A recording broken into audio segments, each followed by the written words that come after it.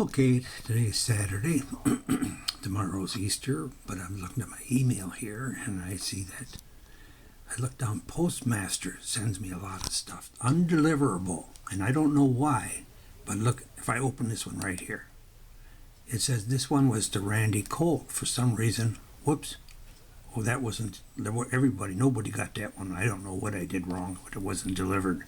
Anyway, so I go back and I say, well, there was another one here. Postmaster sends me a lot of stuff, and here's one, and it says, this one, Carol Buck. It says delivery has failed to these recipients. Well, Carol says your message wasn't delivered because the recipient's email provider rejected it. I have no idea why. I use the correct. I send her stuff all the time. And anyway, but then I got down to this one, and I saw this one this morning, so I brought it up, and I said, gee, this one here reminded me of Randy, because Randy Cole down there on Destiny had knee surgery. Now, they sent this to me a little late because Randy on Friday had a knee replacement, but here it tells me, this is the kind of Randy, I'm sorry they didn't send this to me because I could have saved you some pain. Get the knees of a 20-year-old without injections or surgery. And so this revolutionary knee sleeve is putting knee surgeons and pain medication companies out of business. Well, we wouldn't want to do that. But anyway, I looked at that, but it's too late now because Gwen has had 2 knee surgeries and Randy had one on Friday.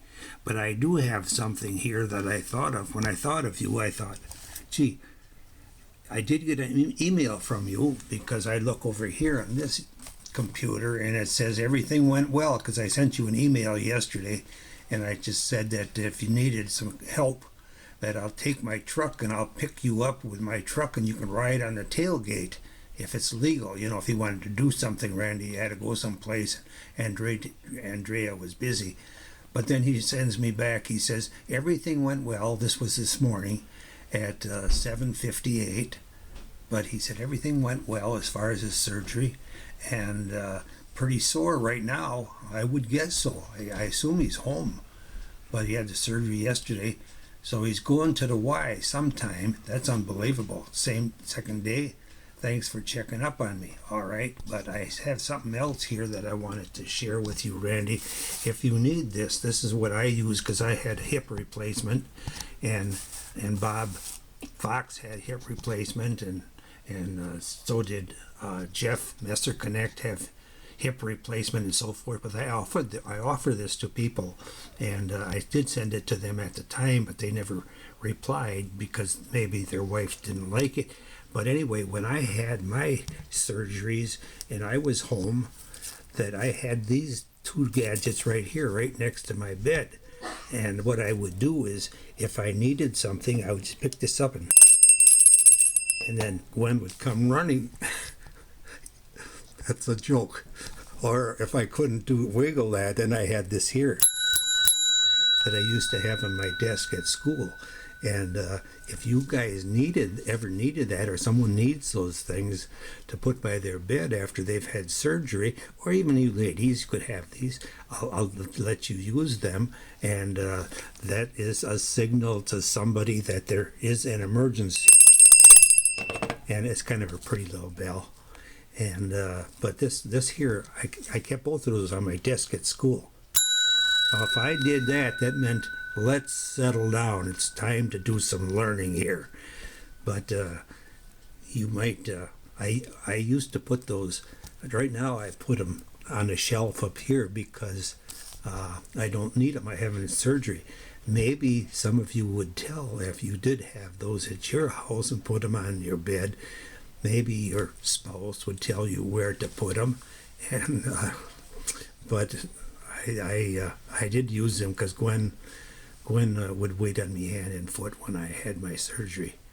And you know, when I retired in 95, life expectancy was 73 or something like that. So because of Gwen and these little gadgets right here, I'm 83 and still kicking and getting my Social Security and my school pension and stuff.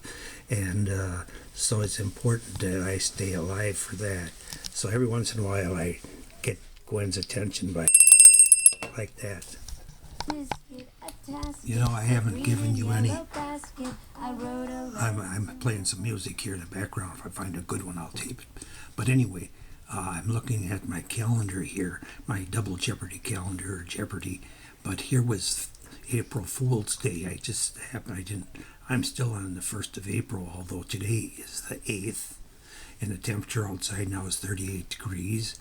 And Buddy and I have taken our run and stuff, and I'm just kind of finding things to do here. I got 2 computers going, and of course I'm watching the Bucks here play last night. I like Spectrum News 1 because it got news all the time, and I don't think that they're biased that I know of, and so they give us the highlights, whether you're watching golf or whatever.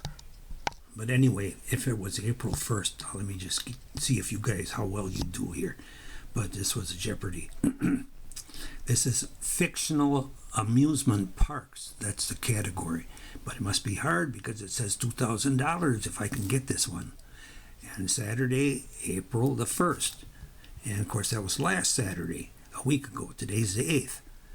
Now it says here's the answer, so I have to ask his question. It's only on the sitcom that you can enter the Krusty Land House of Knives. Now that I have no idea what that is, but some of you might know that because it's probably for you younger people.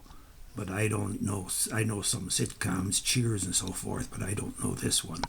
So what I do is I turn that day over, and it says, "What is the symptoms?" Simpsons. I never watched Simpsons for some reason. I don't know if it was on after I went to bed or what. But I got some time here, so I'm going to do something else here this morning. I'll put this on here, but I didn't like April 2nd, and but anyway, here was April 3rd. This one I know here. So I peeled the other 2 off, and the one was the Simpsons, but this one here is April 3rd, and it's worth $200, so that's got to be simple, and so I should be able to answer it. But here's the answer. Catch my, parentheses, this refers to what one is driving at in the conversation, but it's not a pile of snow. So what are you supposed to catch my if this is the answer? And of course I know that one, and you guys know that one too, but I'll show you what it is. Oh, what is drift? Oh yeah, catch my drift. Let's see this next one. Catchphrases. Despite the proverb, you can catch more flies with this, especially the apple cider type, than with honey. Now, I used to know that, but I thought we used to say it different. I used to say you can catch more something with honey than you can with this. But here it says, fruit flies. Catch more fruit flies with this, especially the apple cider type. Well, I know what is apple cider because we used to use that a lot for changing pickles into cucumbers and so forth. When I was growing up, my mother used to do a lot of canning, and so you know that too. But the answer would be, what is vinegar? I guess you could, but we're talking about fruit flies, and that was a little different. So, this one's here. I just reading it here, and trying to figure out the words here so I don't mumble so much. But it's worth $1,000. And what's happening here is this was Wednesday. Let's see, what was I doing on Wednesday, the 5th? I don't remember, but it's been a fairly decent week here. But on Wednesday, this was catchphrases. I like these kind. but it's worth $1,000, so you got to be fairly smart here to do this. Anyway, according to song, apparently according to this song, it should be, if you do this, according to this song, if you do this, put it in your pocket, never let it fade away. What is it that you have to put in your pocket and never let it fade away? Oh, that one I knew because I remember that song, and maybe you do too, but let me show you the answer. First I gotta peel this back here. Now I shouldn't really tell you the answers here, it should make you think a little bit, but what is Catch a Falling Star? Oh, that's a good song. I mean, catch a falling star and put it in your pocket. That's enough of that. Well, this is just to show you that some of these are too hard. I just skip over them. But today happens to be April 8th, Saturday, and literary narrators. Okay, literary narrators. Okay, here's the answer. In the book Theft, I never read it. The narrator isn't a who per se, but this, knocking at your door. Well, when you get to be 83, you should know who's might be knocking at your door any day. And but this made no sense to me until I looked at it, and so I lift it up, and it says, "Ooh, what is death?" Aha! Well, that's a different question. What is death? Not a very happy day for today. It says, "What is death?" I always say, I can't watch what's coming behind me because that Grim Reaper could sneak up on me any day now, and it's going to happen to all of us. But anyway, that's kind of dumb. Okay, this is for tomorrow. I'm going to look at it early. I already went through Saturday because I didn't like the Saturday's answer and question. But here, it's Easter because tomorrow is Sunday the 9th of April. And the answer is this animal. Let's see, they don't give me any money here. Final Jeopardy, I don't know what that means. But they should put down an amount of money I could get. This animal, I know what I'd have to do is I'd have to bet so much that I have accumulated. And I'm going to bet the whole works on this one. Just to beat out the rest of you. This animal is the traditional main course of the Pope's Easter dinner. Wow. Pope's Easter dinner. The main course. I assume it's a meat. And I know we're going to be having the kids over tomorrow. And Gwen has bought a ham. But I don't think the Pope is going to be eating ham on Easter. Although it could be. Some of you are eating turkey. I know some of you said you're having turkey and some of you are having different traditions, but in this case, what is he going to be eating? I'm going to have to take a pass on this, and I did bet the whole works. So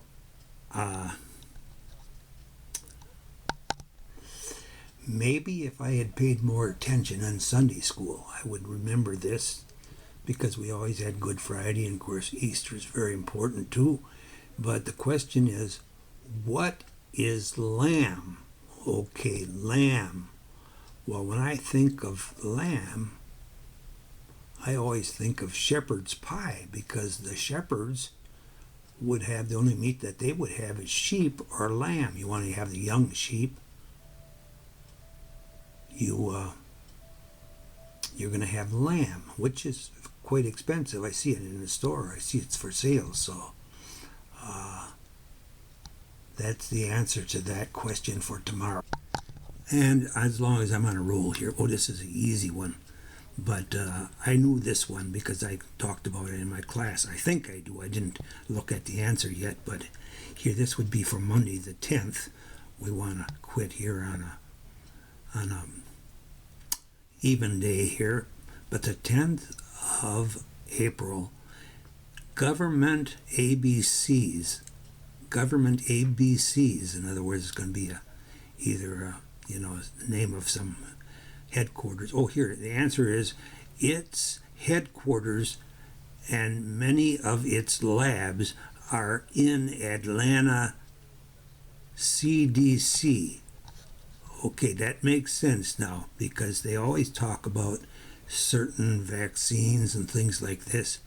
And so they talk about this. What do you think that might be? Think about it, because it's something we hear quite often. I think it is quite often here lately with all the COVID and all the problems we've been having. Of course, I didn't realize that they give me the CDC. You know what that is? I mean, I read it again and I said, okay, CDC. Well, that's the Center for Disease Control. And we mention that quite often in biology classes when we're talking about different things. But that's down in Atlanta, in Georgia. Not many good things about Georgia, but that one is Center for Disease Control.